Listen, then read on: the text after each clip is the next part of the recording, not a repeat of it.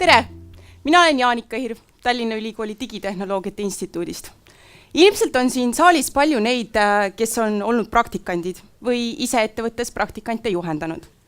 Siis on teile ilmselt tuttav see olukord, kus praktikant seisab nõutult sellepärast, et näiteks autosid ei remondita teie ettevõttes niimoodi, nagu koolis õpiti, või siis on töövarustus hoopis teistsugune.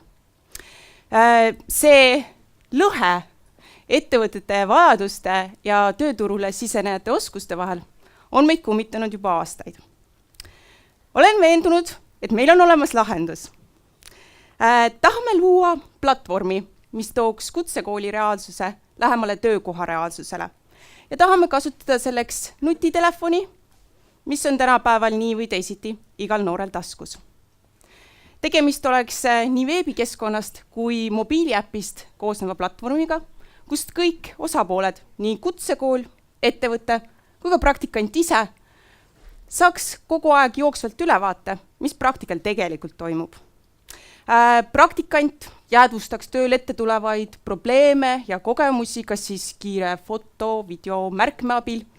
Ja kuna tegemist on jagatud keskkonnaga, siis näeksid kõik asjaosalised, kus suunas praktika tegelikult liigub, ilma et keegi peaks eraldi arupärimisi esitama.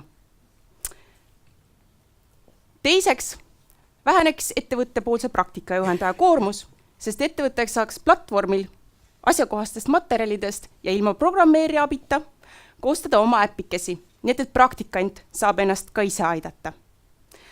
Kolmandaks, kuluks vähem aega paberimajandusele, sellepärast, et praktikapäeviku või hinnangulehe täitmine toimuks pigem töö käigus, mitte ei peaks seda kirjutama nagu romaani pärast praktika lõppu.